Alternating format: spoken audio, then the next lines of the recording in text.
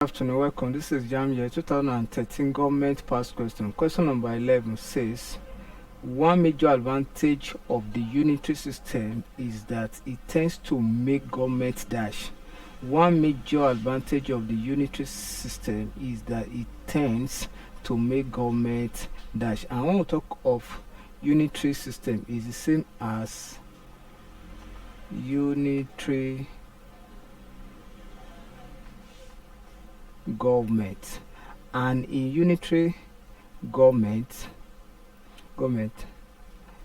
there is strong and stable system,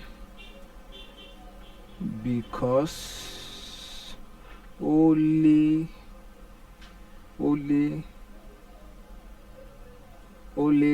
one